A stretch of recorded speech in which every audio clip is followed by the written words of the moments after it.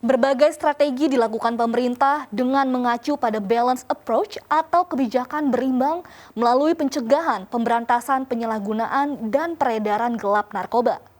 Upaya strategis apa yang bisa dilakukan pemerintah untuk memutus peredaran atau penyalahgunaan gelap narkoba di masa pandemi saat ini? Bagaimana komitmen penegak hukum di Indonesia dalam upaya pencegahan narkoba saat ini?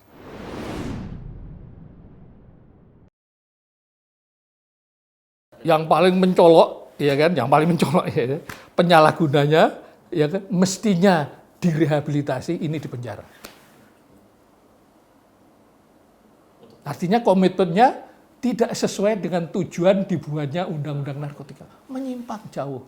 Masa tujuannya direhabilitasi, ini di penjara. Ini komitmen penegak hukumnya, ya kan. Jadi ini harus penegak hukum harus mawas diri ini.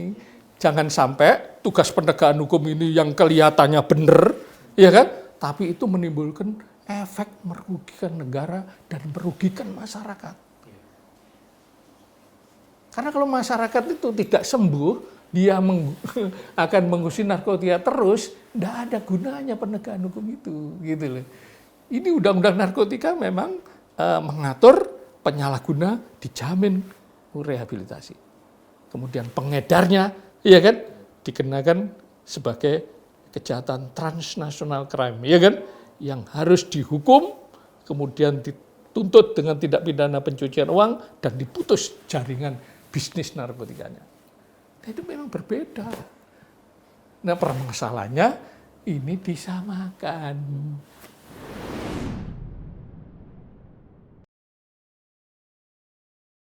Ingat, nggak ada transaksional crime itu ya.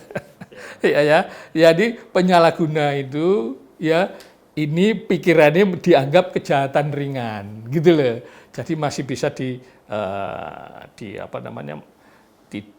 bolak-balik gitu ya, dan masyarakatnya tidak ngontrol. Loh, masyarakatnya diem, masyarakatnya malah setuju. Penyalahguna di penjara itu komentar masyarakat, ini komentar masyarakat. Rasa nojane kapok. Loh, mana ada? Sing kapok itu kalau di penjara itu pengedar. Apalagi dirampas hartanya, apalagi diputus jaringannya. Itu kapok. Tapi penyalahguna itu orang sakit. Masa di penjara kapok? Di penjara pasti akan mengonsumsi narkotika, gitu loh. Tidak ada kamus kapok bagi penyalahguna narkotika kecuali harus direhabilitasi. Nah, itu. Ini paradigma undang-undang narkotika nggak sama dengan pemikiran paradigmanya pidana umum gitu.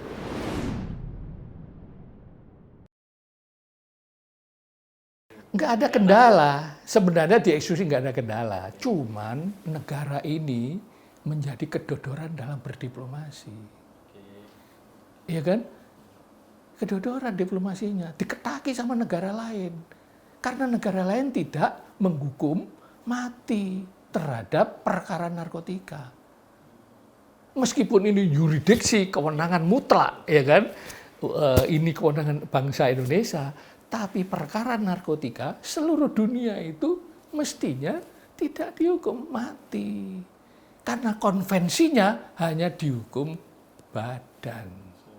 Iya, seumur hidup. Nah, karena yurisdiksi hukum pidana Indonesia menganut hukuman mati, jadi dimasukkan hukuman mati oleh pembuat undang-undang. Nggak apa-apa, dieksekusi juga nggak apa-apa. Cuman itu tadi, pemerintah pasti kedodoran dalam berdiplomasi, ya kan?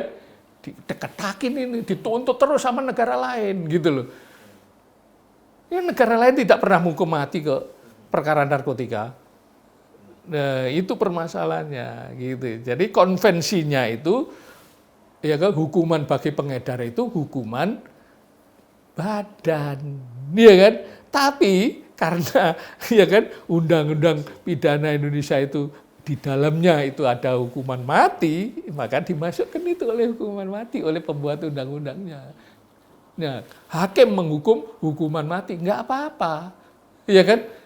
Dieksekusi nggak apa-apa, tapi ketika dieksekusi pasti akan mengalami kendala diplomasi. Itu masalahnya.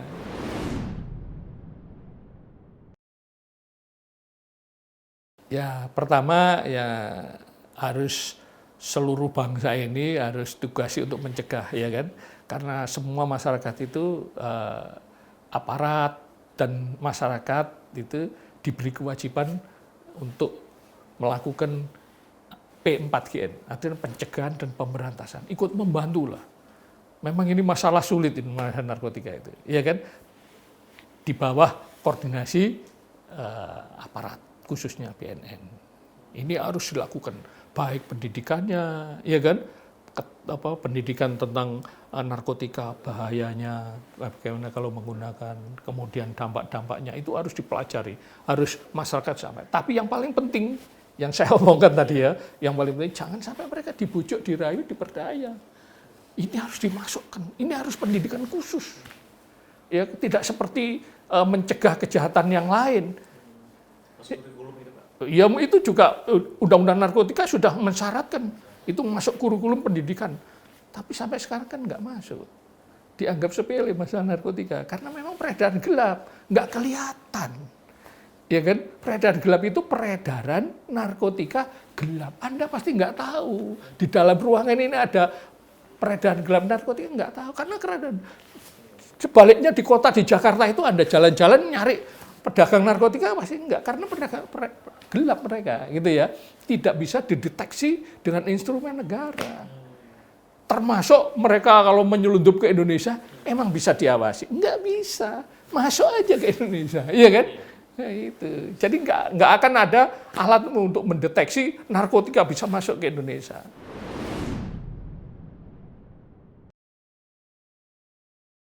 Mereka tidak langsung pengedar kepada pengguna. Mereka menggunakan orang-orang yang menggunakan narkotika dulu, ya kan? Kemudian orang yang menggunakan narkotika untuk menggait pengguna narkotika baru berdasarkan pendekatan kelompok. Ya, misalnya SMA gitu ya. Yang anak SMA yang sudah menjadi pecandu, penyalahguna, itu yang diberi misi. Kamu nggak usah beli narkotika. Ya kan? Ini jualan. Misalnya 12 bungkus. Kalau laku semua, 2 bungkus untuk kamu gratis kamu gunakan. Jadi mereka akhirnya begitu. Nah, orang ini mau dipenjara. Sampai kapanpun pasti jadi masalah. Di penjara nanti akan begitu lagi. Mereka itu semuanya mestinya ya, loh, pertanyaannya ya, kenapa? Ya kan, siapa namanya, Nunung, ya Nunung kok dihukum rehabilitasi, Jeffrey Nicole dihukum rehabilitasi. Kok artis-artis dan masyarakat pengguna narkotika kok dihukum penjara? Tentu ada pemahaman hukum yang salah di antara penegak hukum. Ini yang harus dibetulkan oleh masyarakat.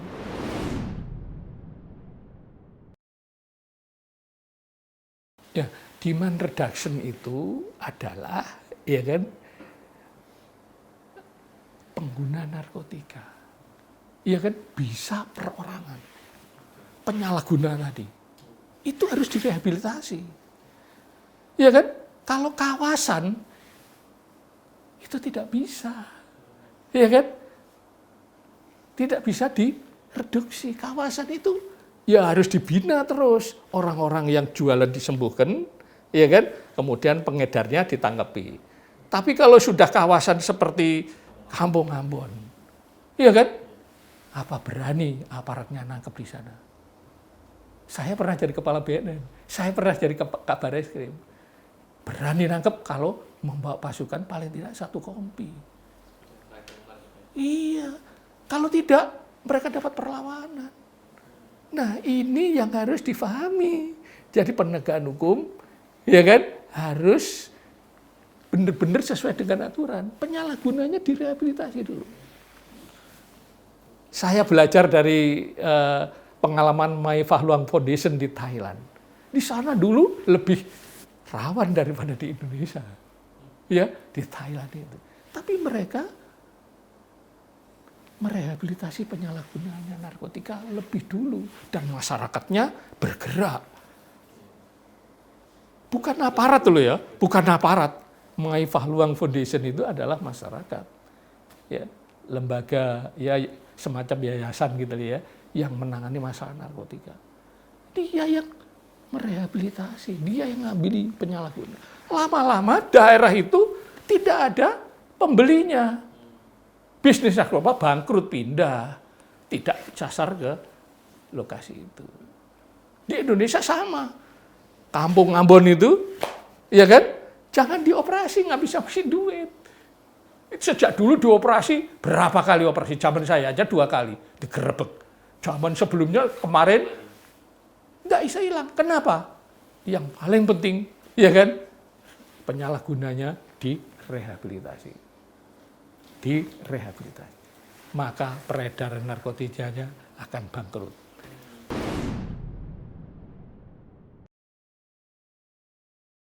Ya benar memang begitu. Itu yang kita perkenalkan kepada bangsa ini. Jangan sampai, ya kan, penyalahgunanya di penjara. Kan kenyataannya penyalahguna di Indonesia di penjara. Dihukum penjara oleh hakim, ya kan? Ditahan oleh penegak hukum. Penyidiknya nahan, penuntut umum menahan, hakimnya juga menahan selama proses ya. Kemudian terakhir dihukum penjara oleh hakim. Itu yang harus dirubah. Karena itu sudah pernah dipraktekkan di Amerika dan dinyatakan gagal. Gagalnya bukan karena penegakan hukum tidak berhasil, karena menghasilkan generasi hipis. Negara yang dirugikan. Begitu. Jadi menghasilkan generasi sakit. Coba bayangkan sebuah negara menghasilkan generasi sakit. Masa begitu bisa disebut sebagai negara berhasil? Iya kan? Tapi kalau penegakan hukumnya berhasil. Sama dengan di Indonesia, penegakan hukumnya berhasil.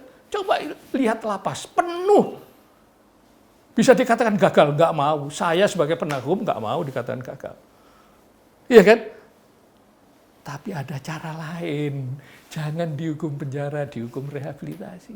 Gitu loh. Iya kan? Jangan dihukum penjara, hukum rehabilitasi. Supaya sembuh. Kalau sembuh, maka bisnis narkotika tidak akan nyasar ke Indonesia lagi. Gitu. Seberapa mahal sebenarnya rehabilitasi? Rehabilitasi itu ya tergantung, ya kan? Rehabilitasi itu bisa murah, ya kan? Bisa murah. Misalnya di sebuah keluarga yang ngerti masalah narkotika, rehabilitasi itu murah. Penyalahguna yang lagi on itu dipegang oleh keluarganya, dimasukkan dalam kamar, 2 minggu pasti sudah sembuh, sadar lagi. Habis itu terus di terapi psikologis, didampingi terus, bisa sembuh. Banyak yang melakukan itu. Tapi ini tidak dilakukan oleh masyarakat kita karena penegakan hukum kita memenjarakan.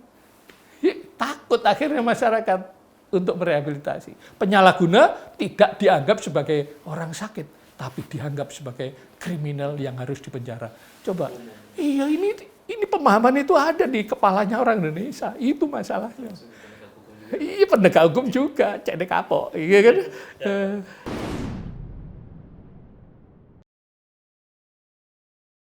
Ya, itu tadi balance approach itu balance ya antara penegakan hukum dia terhadap penyalahguna dan pengedar. Artinya gini, penyalahguna itu direhabilitasi, balance dengan pengedar. Jadi sendiri-sendiri ini. Ini pendekatannya adalah kesehatan, ini pendekatan hukum pidana, narkotika. Jadi ini tidak boleh ditahan atau dipenjara. Jadi kalau ada penyalahguna yang tertangkap kemudian dibawa ke pengadilan, ditahan dulu oleh penyidik, ya kan? Itu pasti, ya kan? Tidak sesuai dengan aturan. Ya kan? Kemudian hakim akhirnya menghukum penjara, itu pasti tidak sesuai dengan aturan. Karena Indonesia menganut balance approach. Dan ketika memutuskan balance approach itu Indonesia ada di sana. Ya kan? Ikut konvensi karena Indonesia menjadi setiap tahun diundang untuk menghadiri konvensi itu. Ya kan? Setiap ada konvensi Indonesia tetap diundang. Saya kebetulan 3 kali menjadi pemimpin delegasi di Indonesia, jadi paham itu gitu. Ya kan? Nah, itu permasalahannya. Jadi harus balance approach. Di Indonesia balance apa enggak? Penyalahguna sama pengedar dilebokne penjara kabeh. Jadi tidak balance ini. Itu yang menyebabkan Indonesia memasuki darurat narkotika. Ya tidak balance, ya kan? Jadi balance itu menangani penyalahguna dengan pendekatan kesehatan, menangani pengedar dengan pendekatan hukum narkotika. Nah, balance ini. Nah, kalau sekarang menangannya semua dianggap sebagai pengedar, nah ini namanya tidak balance ya. Balance approach itu maksudnya begitu.